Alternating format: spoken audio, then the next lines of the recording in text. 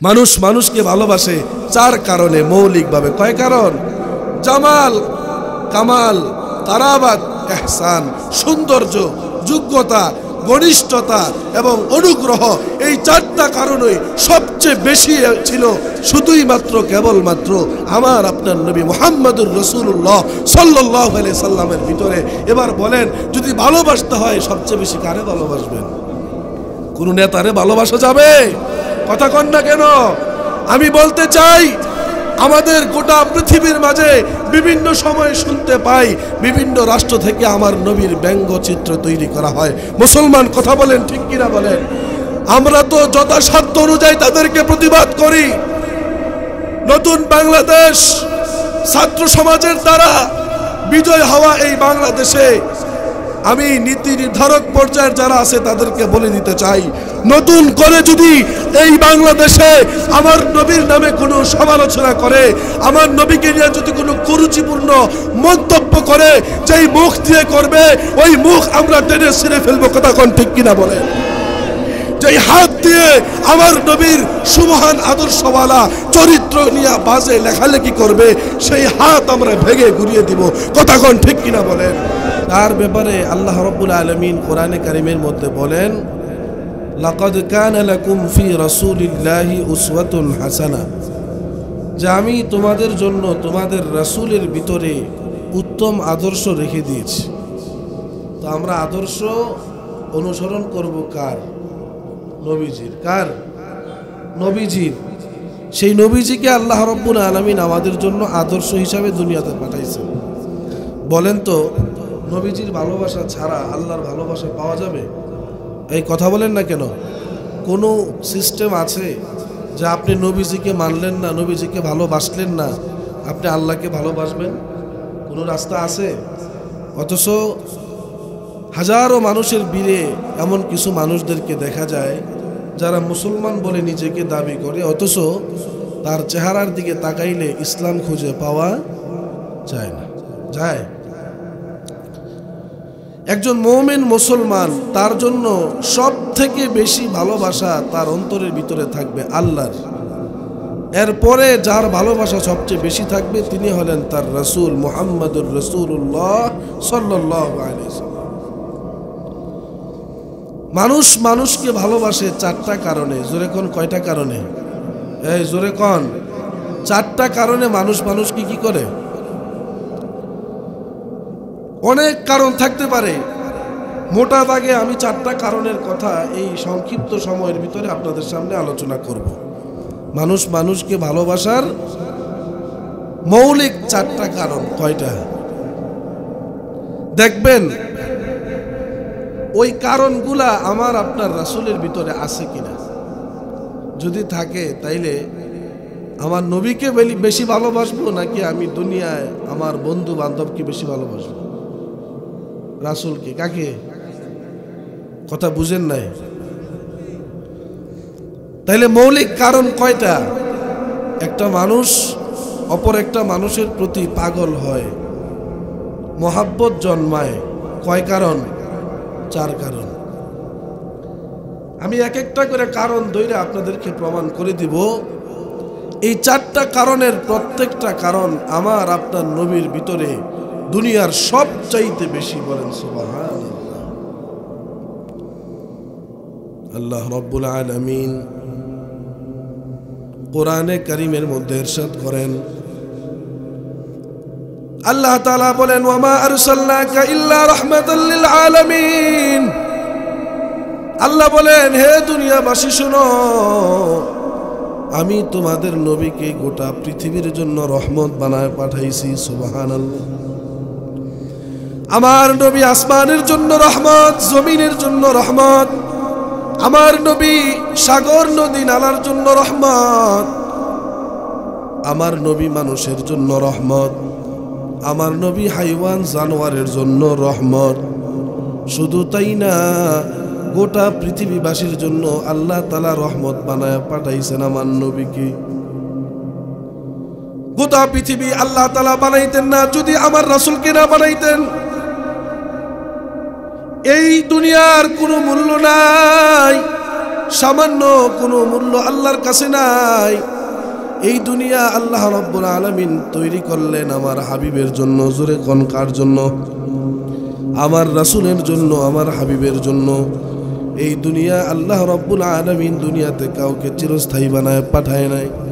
যদি কাউকে চিরস্থায়ী বানায় পাঠাইতেন, শুধুই মাত্র কেবলমাত্র আমার আপনার নবীজিকে চিরস্থায়ী রাখতেন। যেহেতু এই দুনিয়াতে আমার নবী থাকতে পারে নাই, বোঝা গেল এই দুনিয়ার দাম আল্লাহ রাব্বুল আলামিনের কাছে নাই। আল্লাহ রাব্বুল আলামিন বলেন, গোটা পৃথিবীর জন্য আমি রাসূলকে রহমত বানায় পাঠাইছি, অথচ তোমাদের ভিতরে সেই নবীর মায়া নাই, তোমার ভিতরে সেই রাসূলের মহব্বত নাই। অথচ মানুষ মানুষকে মৌলিক যেই 4টা কারণে ভালোবাসে, তার 1 নম্বর কারণ হইল জামাল, সৌন্দর্য। মানুষ মানুষকে সৌন্দর্যের জন্য ভালোবাসে, ঠিক কিনা বলেন? মানুষ মানুষকে সৌন্দর্যের জন্য ভালোবাসে। আপনি একজনকে পছন্দ করেন, কারণ কি? কয় লোকটা অনেক সুন্দর, ঠিক কিনা বলেন? আপনি একজন মেয়ের প্রতি পাগল হন, কেন? কয় মেয়েটা অনেক সুন্দর, জামাল, তার ভিতরে সৌন্দর্য আছে। অথচ আল্লাহ তাআলা তার নবীকে কিভাবে তৈরি করেছেন কিতাবে লেখছে শাহ ওয়ালিউল্লাহ মুহাদ্দিস দেহলভী রাহমাতুল্লাহি আলাইহি। উনি বলেন আল্লাহ রাব্বুল আলামিন সৌন্দর্যকে 100টা ভাগ করছেন। কয়শো ভাগ? 100 ভাগ কইরা আল্লাহ রাব্বুল আলামিন 99 ভাগ একসাথে রাখলেন। বাকি আছে কয় ভাগ? 1 ভাগকে আল্লাহ তাআলা 2টা টুকরা করলেন। 1 টুকরা দিয়া পয়গম্বর হযরত ইউসুফ আলাইহিস সালামকে তৈরি করেছেন। সুবহানাল্লাহ পড়েন। তাহলে 1 ভাগের 1 টুকরা দিয়া আল্লাহ রাব্বুল আলামিন যদি ইউসুফ আলাইহিস সালামকে বানায়, তাহলে 1 ভাগের আরো অর্ধেক টুকরা থাকে। ওই আধা টুকরা দিয়া আল্লাহ রাব্বুল আলামিন গোটা পৃথিবীকে সুন্দর করে সাজিয়েছে।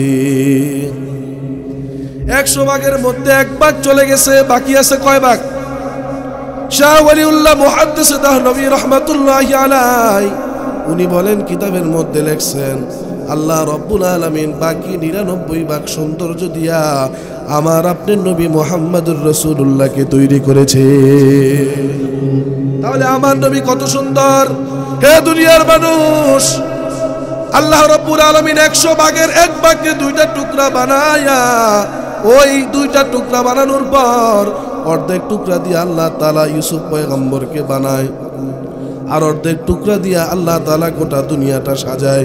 আমি আর আপনি বিভিন্ন জায়গায় ঘুরতে যাই, বিভিন্ন জায়গায় সফরের মধ্যে যাই, অনেক সময় এত কিছু সুন্দর জিনিস দেখি, আসার পর পরামর্শ করি এমন একটা জিনিস আমি দেখছি যেই জিনিস আমি জীবনেও ভুলবো না, ঠিক কিনা বলেন? এমন একটা জায়গায় সফর করছি যেই জিনিস আমি দেখছি, ওই জিনিস আমার বাপ জন্ম আমি দেখি নাই, মনে হয় মৃত্যুর আগে এমন সুন্দর জিনিস আর আমি দেখবো না, ঠিক কিনা বলেন? দুনিয়াতে আল্লাহ তাআলা মেয়েদেরকে বানাইছেন সৌন্দর্য দিয়া, অথচ কিছু মানুষ আছে মেয়েদের প্রতি পাগল হয় সৌন্দর্যের কারণে। সৌন্দর্য এত বেশি, অথচ আশ্চর্য হওয়ার কারণ নাই। গোটা দুনিয়া এবং তার সব মানুষকে বানাইছেন 100 ভাগের 1 ভাগের আধা টুকরা দিয়া। সুবহানাল্লাহ। অথচ আল্লাহ রাব্বুল আলামিন তার পয়গম্বরকে বানাইছেন 99 ভাগ সৌন্দর্য দিয়া। তাহলে আমাদের নবী কেমন সুন্দর! আম্মা জান আয়েশা বলেন, লানা শামসুন ওয়ালিল আফাকি শামসু, আমাদের একটা সূর্য আছে, যেই সূর্যটা আল্লাহ রাব্বুল আলামিন আসমানে উদিত করে সকালবেলা।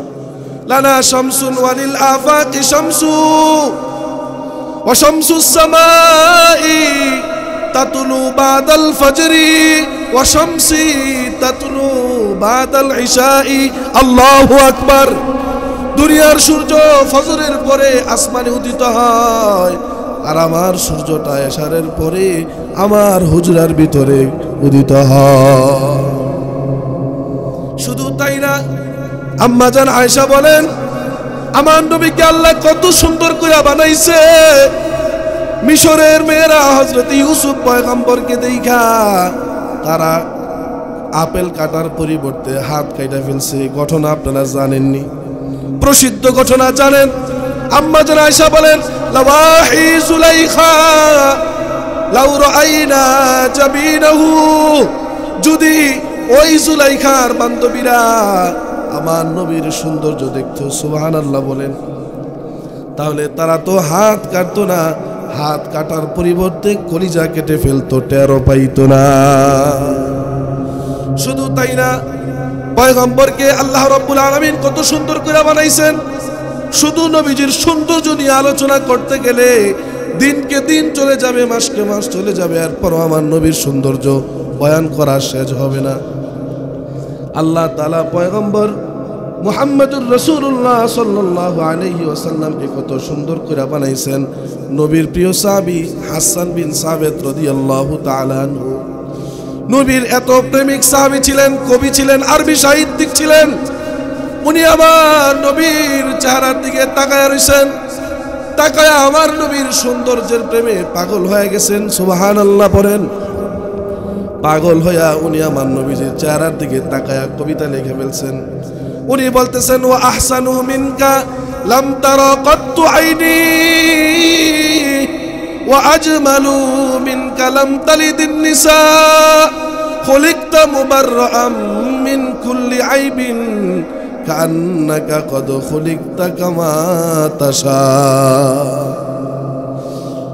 হাসান বিন সাবিত বলে, নবী গো, আপনাকে এমন সুন্দর করে আল্লাহ বানাইছেন, আপনার মতো সৌন্দর্যওয়ালা চেহারা দুনিয়ার কোনো চক্ষু জীবনেও দেখে নাই। সুবহানাল্লাহ। আপনার মতো সুন্দর শিশু বাচ্চা দুনিয়াতে কোনো মা জন্ম দেয় নাই। আল্লাহ রাব্বুল আলামিন আপনাকে সৃষ্টি করেছেন কেমন? খুলিকতা মুবাররাআম মিন কুল্লি আইবিন, দুনিয়ার সব দুষ্টুটি থেকে মুক্ত বানায়া আল্লাহ রাব্বুল আলামিন আপনাকে সৃষ্টি করেছেন। কয় কেমন জানি, কান্নাকা কদ খুলিকতা কামা তাশা, আপনি যেমন চাইছেন আল্লাহ আপনারে ওই রকমই বানাইছে। আরো আস্তে কোন সুবহানাল্লাহ। দেখেন নবীজির সৌন্দর্য কেমন ছিল। এক কবি আমার নবীর প্রশংসা করতেছে, সৌন্দর্যের প্রশংসা, বলতেছে, ওয়া সাহিবাল জামাল ওয়া সাইয়্যিদাল বাশার, হে সৌন্দর্যের বরপুত্র, হে মানব কুলের শ্রেষ্ঠ মানব আপনি। মিন ওয়াজহিকাল মুনীর লাকাদ নাওয়ারাল কমার, মিন ওয়াজহিকাল মুনীর লাকাদ নাওয়ারাল কমার, লা ইউমকিনু সানাউ কামা কানা হাক্কুহু বাদা আজ খুদা বুজুর্গ তুহি কিসসা মুখতাসার। কবি বলেন, আপনাকে আল্লাহ এত সুন্দর করে বানাইছেন, যেই সৌন্দর্যের বর্ণনা দেওয়া কোনোভাবেই সম্ভব না। আপনার সৌন্দর্য আমি যতই বর্ণনা করি না কেন, আমার কাছে মনে হয় আমার নবীর সৌন্দর্য আমি বর্ণনা করে শেষ করতে পারতেছি না। এরপরে উনি এক পর্যায়ে বলে দিয়েছেন, আল্লাহ তাআলা আপনাকে এমনভাবে তৈরি করেছেন আমি বলতে বাধ্য হলাম, আল্লাহর পরে শ্রেষ্ঠ কোনো মানব যদি থাকে সেটাই হলেন আপনি। আল্লাহ তাআলা এত সুন্দর করে বানাইছেন, তাইলে বলেন পৃথিবীর সবচেয়ে সুন্দর কে? জোরে কোন? আমার আপনার নবী মুহাম্মদুর রাসূলুল্লাহ। তাইলে সৌন্দর্যের কারণে যদি ভালোবাসতে হয় কাকে ভালোবাসবেন? নবীকে। জোরে কোন? সৌন্দর্যের জন্য মানুষ মানুষকে ভালোবাসে মৌলিক চার কারণের এক নাম্বার কারণ হইল সৌন্দর্যের কারণে মানুষ মানুষ ভালোবাসে। তাইলে সৌন্দর্য সবচেয়ে বেশি কার? নবীর। বলেন কার? তাইলে সৌন্দর্যের কারণে যদি সবচেয়ে বেশি ভালোবাসতে হয় কাকে বাসবো? চিৎকার করে বলেন আমাদের নবীকে। দুই নাম্বার কারণ হইল মানুষ মানুষকে ভালোবাসে তার কামাল, যোগ্যতার কারণে। জোরে কোন? কিসের কারণে? যোগ্যতার কারণে। মানুষ যদি কোনো মানুষকে পছন্দ করে, দেখবেন কেন পছন্দ করছে, কয় তার ভিতরে অনেক যোগ্যতা আছে, অনেক কোয়ালিটি তার ভিতরে আল্লাহ দান করছেন। মুরব্বীরা আমাদের নবীজির কামাল, শ্রেষ্ঠত্ব আর যোগ্যতা বোঝানোর জন্য কিছু উদাহরণ দিয়া বুঝান। এক বুজুর্গ বলেন, আমাদের নবীর শ্রেষ্ঠত্ব কেমন? আকাশের মতো। কিভাবে আকাশের মতো হইল? কয় একটা শিশু মানুষ যদি দুইটা চোখ দিয়ে উপরের দিকে তাকায়, কি দেখবে বলেন? আসমান দেখবে। কি দেখবে জোরে কোন? আর একটা কিশোর বাচ্চা যদি দুইটা চোখ দিয়ে উপরের দিকে তাকায়, কি দেখবে বলেন? আসমান দেখবে। একটা যুবক যদি দুইটা চোখ দিয়ে উপরের দিকে তাকায়, আসমান দেখবে। তাহলে মুরব্বীরা বলতে চাইতেছেন আমার নবীজির শ্রেষ্ঠত্ব কেমন? কোন শিশু যদি মনে করে আমার শিশুকালটা শ্রেষ্ঠত্বওয়ালা হবে, শ্রেষ্ঠ শিশুকাল হবে, তাহলে ওই শিশু যেন আমার নবীর শিশুকালের দিকে লক্ষ্য করে সুবহানাল্লাহ পড়ে। আমার নবী কেমন শ্রেষ্ঠ শিশু ছিলেন শুধু একটা ঘটনা বলি সংক্ষেপে। হালিমাতুস সাদিয়া রাদিয়াল্লাহু আনহা নবীজির দুধ মা ছিলেন। জানেন কি জানেন না?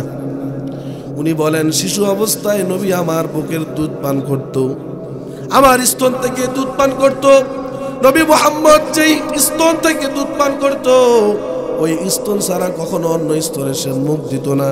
শুধু তাই না, নবীজির আরেকজন ভাই ছিল, নাম হলো আব্দুল্লাহ। কয় নবীজি যখন দুধ পান করত, অনেক বাচ্চারা সেই পরিমাণ দুধ খায় যে মায়ের স্তনের দুধ খালি হয়ে যায়। নবীজি কখনো স্তন খালি করতেন না, তার ভাইয়ের জন্য স্তনে দুধ রাইখা দিতেন। আমার আপনার নবী তো এমন নবী, যেই নবী শিশুকালে মায়ের কোলের মধ্যে থেকে ইনসাফ প্রতিষ্ঠা করেছে। অথচ আমরা এখন বড় হয়ে গেছি, বয়স হয়ে গেছে, মাতবরি বিভিন্ন দায়িত্ব আমাদের উপর আসার পরেও আমরা ইনসাফ প্রতিষ্ঠা করতে পারি না। কথা কোন ঠিক কিনা বলেন? আর আমার নবী কেমন নবী ছিলেন? মায়ের কোলে দুধ খাওয়া অবস্থায় ইনসাফ কাকে বলে বুঝাই দিয়া গেছেন। সুবহানাল্লাহ। তাইলে কোনো শিশু যদি মনে করে আমার শিশুকালটা শ্রেষ্ঠত্ব হোক, সুন্দর হোক, সোনালী হোক, সে যেন মুহাম্মাদুর রাসূলুল্লাহ সাল্লাল্লাহু আলাইহি সাল্লামের শিশুকালের দিকে তাকায়। আসেন এবার যদি কোনো কিশোর মনে করে আমার কিশোরকালটা সুন্দর হোক, আমার কিশোরকালটা সুন্দর হোক, সোনালী হোক, তাহলে সে যেন নবী মুহাম্মাদুর রাসূলুল্লাহর কিশোরকালের দিকে তাকায়। যেই নবীজি কিশোরকালের অসংখ্য অগণিত ঘটনা আছে যেগুলোর কারণে আল্লাহ আমার নবীকে শ্রেষ্ঠত্ব দান করছেন। শুধু তাই না, কোনো যুবক যদি মনে করে আমি সুন্দর একটা যুবক হব, আমি একজন পাক পবিত্র, আমি একজন নেককার যুবক হব, সে যেন তার ওই জীবনে সুন্দর করার জন্য নবী মুহাম্মদ সাল্লাল্লাহু আলাইহি সাল্লামের যৌবনকালের দিকে তাকায়। ঠিক কিনা বলেন? কোনো মানুষ যদি মনে করে আমি সুন্দর ভালো একজন স্বামী হব, আমি আদর্শ স্বামী হব, আমি ভালো স্বামী হব, তাহলে সে যেন নবী মুহাম্মদুর রাসূলুল্লাহ সাল্লাল্লাহু আলাইহি ওয়াসাল্লাম কেমন স্বামী ছিলেন সে যেন ওই দিকে লক্ষ্য করে। তাহলে আমার নবী শিশু হিসাবেও শ্রেষ্ঠ, আমার নবী কিশোর হিসাবেও শ্রেষ্ঠ, আমার নবী যুবক হিসাবেও শ্রেষ্ঠ, আমার নবী স্বামী হিসাবেও শ্রেষ্ঠ। এবার কোনো মানুষ যদি মনে করে আমি বাবা হিসাবে শ্রেষ্ঠ বাবা হব, দায়িত্বশীল বাবা হব, তাহলে সে যেন ওই বাবা হিসাবে নবী মুহাম্মদকে ফলো করে। সুবহানাল্লাহ। এবার যদি কেউ মনে করে আমি ভালো একজন আদর্শ শ্বশুর হব, সে যেন নবী মুহাম্মদুর রাসূলুল্লাহ সাল্লাল্লাহু আলাইহি ওয়াসাল্লাম উনি যেমন শ্বশুর ছিলেন ওনার জীবনের দিকে যদি তাকায়, তাহলে সে তার নিজেকে শ্বশুর হিসাবে একজন ভালো শ্বশুর হিসাবে প্রতিষ্ঠিত করতে পারবেন। শুধু তাই না, কোনো মানুষ যদি মনে করে নিজেকে একজন শ্রেষ্ঠ সমাজসেবক বানাবে, তাহলে সে যেন হিলফুল ফুজুল ঐতিহ্যবাহী সংগঠন যার প্রতিষ্ঠাতা ছিলেন মুহাম্মদুর রাসূলুল্লাহ সাল্লাল্লাহু আলাইহি ওয়াসাল্লাম, সেজন্য নবী মুহাম্মদুর রাসূলুল্লাহ সাল্লাল্লাহু আলাইহি ওয়াসাল্লামের সমাজসেবকের জীবনটা ফলো করে। কেউ যদি মনে করেন আদর্শ রাষ্ট্রনায়ক হবে, আদর্শ সরকার হবে, আদর্শ বাদশা হবে, ইনসাফ প্রতিষ্ঠা করনেওয়ালা বাদশাহ হবে, ইমাম হবে, নেতা হবে, সে যেন নবী মুহাম্মদুর রাসূলুল্লাহ সাল্লাল্লাহু আলাইহি ওয়াসাল্লামের ওই আদর্শ যে খলিফা তিনি ছিলেন, যে রাষ্ট্রনায়ক তিনি ছিলেন, ওনার জীবনের দিকে তাকায়। বলেন তাহলে যোগ্যতার দিক থেকে সবচেয়ে বেশি যোগ্যতা কার? কথা বলেন। আমার আপনার নবী মুহাম্মদুর রাসূলুল্লাহ সাল্লাল্লাহু আলাইহি সাল্লাম যোগ্যতার বিচার করলে আমার নবীর ধারে কাছেও কেউ নাই, প্রশ্নই তো আসে না। আমার নবী এত যোগ্য মানুষ ছিলেন তাহলে যোগ্যতার কারণেও যদি ভালোবাসতে হয় আমার নবীকে ভালোবাসা লাগবে, ঠিক কিনা বলেন? এবার আসেন মানুষ মানুষকে ভালোবাসার 3 নাম্বার কারণ হইল কারাবাত, আত্মীয়তার সম্পর্ক। আপনি আপনার বাবাকে কেন ভালোবাসেন? আমার বাবার ভিতরে আমার রক্ত আছে, আমার বাবার সাথে আমার সন্তানের পিতা পুত্রের ঘনিষ্ঠতা আছে, এই জন্য আমি আমার বাবাকে ভালোবাসি। মাকে কেন ভালোবাসো? কয় মায়ের সাথে ঘনিষ্ঠতা আছে। বোনকে কেন ভালোবাসো? কয় বোনের সাথে, আফুর সাথে আমার একটা ঘনিষ্ঠতা আছে, ঠিক কিনা বলেন?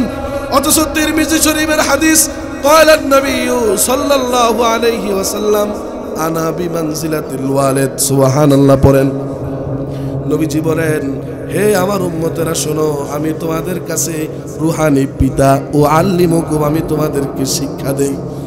আমার বাবার সাথে আমার রক্তের সম্পর্ক, পিতা পুত্র রক্তের মাধ্যমে, আর নবী মুহাম্মদুর রাসূলুল্লাহ সাল্লাল্লাহু আলাইহি ওয়াসাল্লামের সাথে আমার সম্পর্ক ইমানের সম্পর্ক। জোরে কোন কি?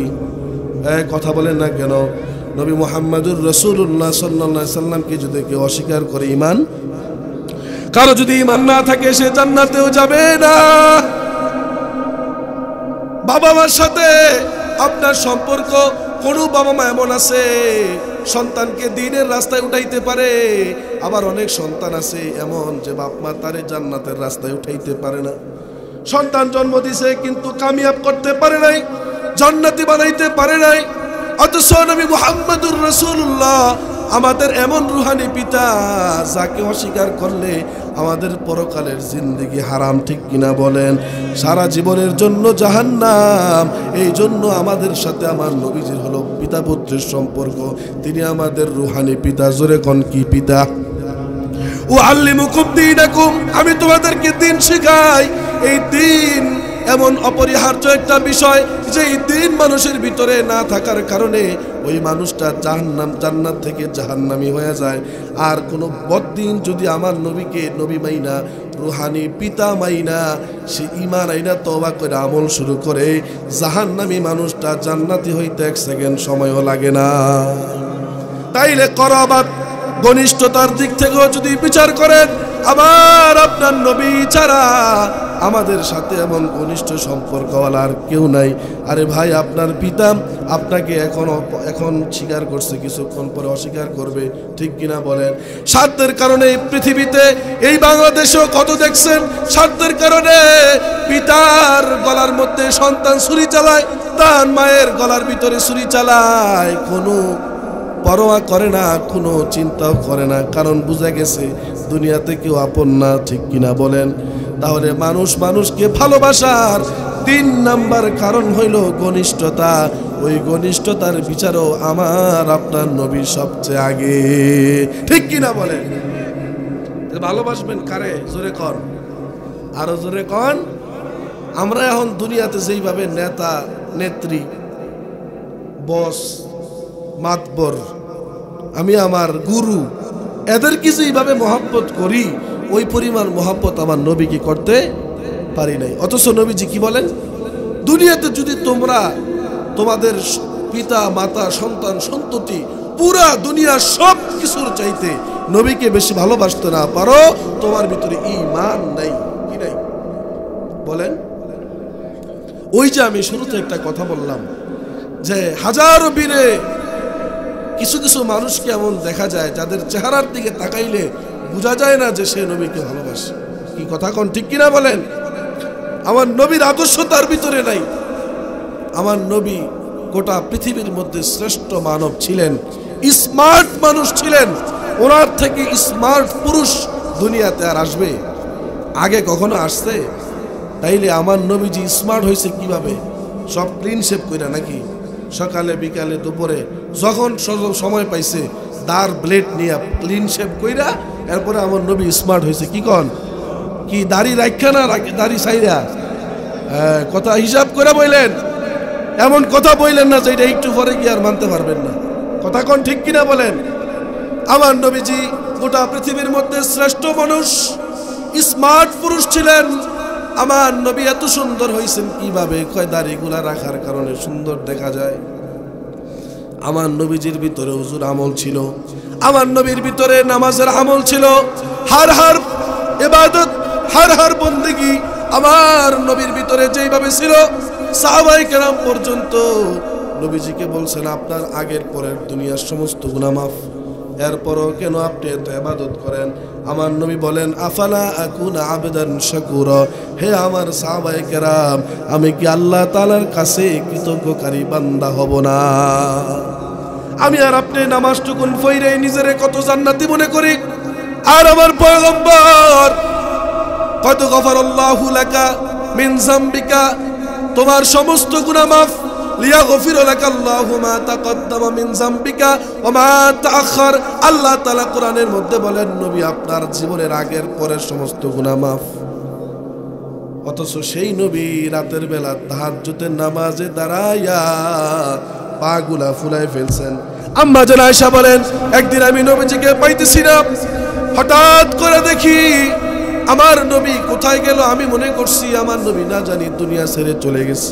আমি নবীজিকে খুঁজতে লাগলাম, গিয়া দেখি নবীজি মসজিদে নববীর ভিতরে দাঁড়ায়া এমন লম্বা তাহাজ্জুদের নামাজের মধ্যে দাঁড়াইছেন, নবীজির পা গুলা ফুলে গেছে, এরপরেও নবীজি রুকুতে যায় না। নবীজির আমলের কোনো অভাব ছিল না। নবীজিকে আল্লাহ রাব্বুল আলামিন এমন ভাবে তৈরি করেছেন, তাহলে সেই নবীর উম্মত দাবি করে আমাদের আমল কেমন হওয়া দরকার? অথচ মানুষ পাগল হয়ে গেছে, বেহুশ হয়ে গেছে। নবীজি বলেন আমি তোমাদেরকে এমন ভাবে তোমাদের কোমরের ভিতরে আঞ্জা দিয়া দইরা রাখছি, আমি চাই তোমরা কেউ যেন জাহান্নামে না পড়িয়া যাও। এরপরেও আমি দেখি তোমরা কীট পতঙ্গ যেমন আগুনের ভিতরে দৌড়াইয়া পড়ে যায়, এমন ভাবে আমার উম্মত জাহান্নামের মধ্যে পড়ে যায়, আর আমি তাদের কোমরের মধ্যে দইরা রাখি। আমার হাত ছাড়িয়া তারা জাহান্নামে যাওয়ার জন্য প্রতিযোগিতা শুরু করেছে। কথা কোন ঠিক কিনা? তাইলে নবীজিকে ভালোবাসতে হবে দুনিয়া সব থেকে বেশি, ঠিক কিনা বলেন? তিনটা কারণ বলেছি, 4 নাম্বার কারণ হইল আমার নবীজিকে কেন আপনি ভালোবাসবেন? দুনিয়াতে মানুষ মানুষকে ভালোবাসে ইহসানের কারণে। ইহসান কাকে বলে? ইহসান হলো অনুগ্রহ। আমি সব সময় একটা উদাহরণ দেই। মানুষ যখন কোথাও যায়, হঠাৎ করে যখন দেখে পকেটের মধ্যে টাকা নাই, সামনেও যাইতে পারতেছে না, পিছনেও আইতে পারতেছে না, তার টাকার প্রয়োজন হয়, কারণ দুনিয়াতে মানুষ টাকাটাই সবচেয়ে বড় মনে করে, ঠিক কিনা বলে? এখন তার হাতে তোর টাকা নাই, সে এমন সময় বিপদে পড়ে গেছে, হঠাৎ করে একজনের কাছে বলছে আমি বাড়িতে থেকে বের হইছি, রাস্তার মধ্যে আসার পর আমার টাকাগুলা শেষ হয়ে গেছে, এখন আমি কিভাবে বাড়িতে যাব? আমারে তোমরা রাস্তা দেখায় দাও, আমাকে তোমরা কিছু সহযোগিতা করো। এই কথা বলার পরে ওই অচেনা ব্যক্তি তাকে কিছু টাকা, ইহসানের কারণে দুনিয়ার মানুষ মানুষের প্রতি পাগল হয়। কোনো মানুষ আপনাকে কোথাও ইহসান করার কারণে আপনি তার প্রতি পাগল হয়ে গেছেন, অথচ মানুষ মানুষকে কতটুকু ইহসান করে আসেন দেখেন। আমার নবী কত বড় মুহসিন ছিলেন, আমার নবী কত বড় অনুগ্রহকারী ছিলেন। হাদিসের মধ্যে আসছে কাল কিয়ামতের মাঠ যখন কায়েম হয়ে যাবে, ওই ময়দানে মানুষগুলা বেহুশ হয়ে যাবে। মানুষের গুনাহের কারণে মানুষগুলা যার যেই পরিমাণ গুনাহ থাকবে ওই পরিমাণ গুনাহ অনুযায়ী সে গামের ভিতরে ডুবে যাবে। নাউজুবিল্লাহ পড়েন। কারো গুনাহ তো এমন থাকবে হাঁটু পর্যন্ত, এই টাকটু পর্যন্ত ডুবে যাবে। কারো গুনাহ এমন থাকবে সে হাঁটু পরিমাণ ঘামের ভিতরে ডুবে যাবে। কারো গুনাহ এমন থাকবে সে কোমর পরিমাণ ঘামের ভিতরে ডুবে যাবে। আল্লাহ রাব্বুল আলামিন ওই যে কাল কিয়ামতের ময়দানে সূর্যটাকে উল্টায়া সোজা মুখগুলা মানুষের উপর দিয়া, মানুষের মাথার আধা হাত উপরে যখন সূর্যকে দিয়া দিবেন, সূর্যের তাপে কিয়ামতের ওই হাসরের মাঠটা তামা হয়ে যাবে, নিচেও মানুষ দাঁড়াইতে পারবে না। মানুষের ঘামে পুরা, এমন কিছু মানুষ আছে ঘামের কারণে হাবুডুবু খাইতে থাকবে, সাঁতরাইতে থাকবে। ওই কঠিন ময়দানে মানুষ বেহুশ হয়ে যাবে বিচারের জন্য। কিসের জন্য? বিচারের জন্য বেহুশ হয়ে যাবে। মানুষগুলা গলা কাটা ছটফট করবে মুরগির মতো, গলা কাটা মুরগির মতো ছটফট করতে থাকবে। হায় রে, কোথায় বিচার হবে, কখন বিচার হবে। হাসরের ময়দানের ভয়াবহতা সহ্য করতে পারতেছি না। ওই কঠিন ময়দানে মানুষগুলা দৌড়ায়া কোথায় যাবে? সবাই হতভম্ব হয়ে যাবে। কিছু মানুষ বলবে, আসো আমরা তো আদম সন্তান, আদম নবীর কাছে যাই। সবাই দৌড়ায়া আদম নবীর কাছে যাওয়ার পরে ওয়াকুলু আদম সফিউল্লাহ নাফসি নাফসি, কে শুনবে? আদম আলাইহিস সালাতু ওয়াস সালাম নাফসি নাফসি বলে চিৎকার করে আল্লাহু আকবার পড়েন। আদম আলাইহিস সালাম কান্না করবে, নাফসি নাফসি বলবে। কেন আসছো? কয় বিচারের ফয়সালা করেন। আমারও তো জীবনের টুকটাক ভুল আছে, আল্লাহর আজকে মহারাগান্বিত আল্লাহর সামনে দাঁড়ানোর মতো চেহারা আমার নাই। সুবহানাল্লাহ। আদম আলাইহিস সালাম যখন ফিরাই দিবে বলে নূহের কাছে যাও। নূহ আলাইহিস সালামের কাছে আসার পর নূহ আলাইহিস সালামও বলবে নাফসি নাফসি, আমি তো আমার চিন্তায় ব্যস্ত, তোমাদেরকে আমি কিভাবে আজকে সাহায্য করব। এইভাবে নূহ আলাইহিস সালাম আরেকজন পয়গম্বরের কাছে পাঠিয়ে দিবে, আর একজন পয়গম্বর হযরত ইব্রাহিম আলাইহিস সালামের কাছে পাঠাবে। ইব্রাহিম খলিলুল্লাহ নাফসি নাফসি, উনিও বলতে থাকবে হায় রে, আমার তো জীবনে কিছু ভুল ত্রুটি আছে, আজকে আল্লাহ এমন রাগ হয়ে গেছে, এই মহারাগান্বিত আল্লাহর সামনে দাঁড়ানোর মতো ক্ষমতা আমি ইব্রাহিম খলিলুল্লাহরও নাই। যাও যাও তোমরা মুসা কালিমুল্লাহর কাছে যাও। মুসা কালিমুল্লাহর কাছে যাওয়ার পর মুসা কালিমুল্লাহ বলবে আমারও তো জীবনে ভুল ত্রুটি আছে, আমি কিভাবে তোমাদেরকে নিয়ে আল্লাহ তাআলার কাছে সুপারিশ করব? আমার সেই চেহারা আজকে আল্লাহর কাছে দেখাইতে পারবো না। বলবেন ঈসা আলাইহিস সালামের কাছে যাও। কিয়ামতের মানুষগুলা, হাসরের মাঠের মানুষগুলা দৌড়ায়া ঈসা রূহুল্লাহর কাছে যাবে। উনিও বলবে নাফসি নাফসি, আমি আমার চিন্তায় ব্যস্ত, আমি তোমাদেরকে নিয়ে কেমনে যাব? এত এত নবীর কাছ থেকে ফিরে আসছো। ঈসা রূহুল্লাহ বলবে আমার পরের নবী মুহাম্মাদুর রাসূলুল্লাহ সাল্লাল্লাহু আলাইহি ওয়াসাল্লামের কাছে যাও। আল্লাহু আকবার। ঈসা আলাইহিস সালাতু ওয়াস সালাম পয়গম্বর আরবি সরকার দু আলম নবী মুহাম্মদুর রাসূলুল্লাহ সাল্লাল্লাহু আলাইহি ওয়াসাল্লামের কাছে নিয়ে যাবে। যাওয়ার পর সব নবীদেরকে দেখছে, বলছে ইয়া ওয়াকুলু নাফসি নাফসি, সবাই বলছে হায় আল্লাহ আমার কি হবে, আমার কি হবে, আমার কি হবে, আমারে বাঁচাও। কিন্তু নবী মুহাম্মদুর রাসূলুল্লাহ সাল্লাল্লাহু আলাইহি ওয়াসাল্লামের কাছে যাওয়ার পর সে বলবে ইয়া রাব্বি উম্মতি উম্মতি উম্মতি, বলবে আমার উম্মতের কি হবে। হাসরের মাঠের মানুষগুলাকে নিয়ে পয়গম্বর আরবি সাল্লাল্লাহু আলাইহি ওয়াসাল্লাম আল্লাহর দরবারে হাজির হয়ে যাবে। আল্লাহ রব্বুল আলামিন ওই দিন এমন একটা ঘোষণা দিবেন লিমানিল মুলকুল ইয়াউম, লিমানিল মুলকুল ইয়াউম লিল্লাহিল ওয়াহিদিল কাহ্হার। ওই দিন আল্লাহ রব্বুল আলামিন বলবেন আসো, আজকের দিনের ক্ষমতা কার, আজকের দিনের রাজত্ব কার? আইনাল জব্বারুন আইনাল মুতাকাব্বিরুন। দুনিয়ার কই স্বৈরাচারেরা যারা মানুষের উপর জুলুম করতে করতে, মানুষের উপর স্টিম রুলার চালাইতে চালাইতে মানুষকে বিরক্ত করে ফেলছো, চিল্লাই কোন আছে না নাই?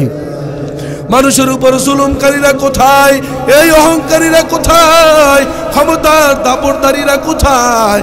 আজকে আমার দরবারে আয় আয়, দেখ আজকে দুনিয়াতে তোমরা রাজত্ব করছো, আজকে আখিরাতের রাজত্ব কার একটু তাকায়া দেখ। লিমানিল মুলকুল ইয়াউম, আজকের দিনের রাজত্ব লিল্লাহিল ওয়াহিদিল কাহ্হার, মহারাগান্বিত আল্লাহর। এই সাইনবোর্ড যখন লাগায়া আল্লাহ রাব্বুল আলামিন মানুষগুলোর উপরে চূড়ান্ত পর্যায়ের রাগ হয়ে থাকবেন, ওই কঠিন ময়দানে মুহাম্মদুর রাসূলুল্লাহ সাল্লাল্লাহু আলাইহি ওয়াসাল্লাম আল্লাহর আরশের চৌখাটের মধ্যে সিজদা দিবেন। সিজদা দিয়া মাথাকে উঠাইবেন না, এমন লম্বা সিজদা দিবেন, আর চোখের পানিগুলা ফালাইয়া বলবে উম্মতি উম্মতি উম্মতি, আয় আল্লাহ আমার উম্মতের কি হবে, আয় আল্লাহ আমার উম্মতের কি হবে, আমার উম্মতকে বাঁচাও, আমার উম্মতকে বাঁচাও। এইভাবে যখন আমার নবী সিজদা দিয়া কাঁদতে থাকবে, আল্লাহ রাব্বুল আলামিন বলবেন ওমা আরসালনাকা ইল্লা রাহমাতাল লিল আলামিন, গোটা পৃথিবীর রহমত বানায় আমি আপনাকে তৈরি করেছি, আপনাকে না বানাইলে আমি দুনিয়ার কিছুই বানাইতাম না। আজকে আপনি আমার আরশের চৌকাঠে সিজদা দিয়া কাঁদবেন, এটা আল্লাহর কলিজায় সয় না, এটা আল্লাহর কলিজার মধ্যে সয় না। ইয়া মুহাম্মদ, আল্লাহ রাব্বুল আলামিন তার রাগকে নিবারণ করিয়া ইয়া মুহাম্মদ ইরফা রাসাক, হে মুহাম্মদ নবী আমার কলিজার টুকরা মাথা উঠান, আল্লাহু আকবার। ইরফা রাসাক ইশফা তুশাফা, আজকে আপনি সুপারিশ করেন, যত সুপারিশ করবেন কবুল করা হবে। সাল তুতা, যা কিছু চাইবেন সব কিছু আপনাকে দেওয়া হবে। ওই মহারাগে রাগান্বিত আল্লাহর রাগ ভাঙবেন আমার আপনার নবী মুহাম্মদুর রাসূলুল্লাহ। অথচ ওই হাসরের ময়দানের ব্যাপারে আল্লাহ রাব্বুল আলামিন বলেন ইয়াউমা ইয়াফিরুল মারউ মিন আখিহি ওয়া উম্মিহি ওয়া আবিহি ওয়া সাহিবাতিহি ওয়া বানিহি। আল্লাহ তাআলা বলেন কাল কিয়ামতের ময়দান কেমন হবে। হে বান্দা, তুমি ইহসানের কারণে, অনুগ্রহের কারণে, সম্পর্কের কারণে তোমার বাপকে ভালোবাসো, ভাইকে ভালোবাসো, মাকে ভালোবাসো, অথচ ওই দিন তোমার ভাই তোমাকে পরিচয় দিবে না। যদি ভুইলা যাইতো তাইলে মাযুর মনে করতাম, ভুইলা গেছে সন্তানকে না, ডাইরেক্ট অস্বীকার করবে আমার কোনো সন্তান ছিল না। ইয়াউমা ইয়াফিরুল মারউ মিন আখি, ভাই ভাইকে অস্বীকার করবে, ওয়া উম্মিহি ওয়া আবি, মা সন্তানকে অস্বীকার করবে, বাবাও সন্তানকে অস্বীকার করবে। ওই যে কঠিন ময়দানে কিসের অনুগ্রহ আপনার বাপ মা আপনার উপরে করছে, ওই কঠিন ময়দানে সবচেয়ে বেশি অনুগ্রহ আমাদের সমস্ত হাসরবাসীর উপর করবেন, যেটার নাম হলো শাফাআতে কুবরা। ওই শাফাআতে কুবরার দায়িত্ব নেবেন আমার আপনার নবী মুহাম্মদুর রাসূলুল্লাহ। তাইলে বলেন, যদি ইহসানের কারণেও কাউকে ভালোবাসতে হয়, চিল্লায় বলবেন কাকে ভালোবাসবেন? জোরে কোন? নবীকে।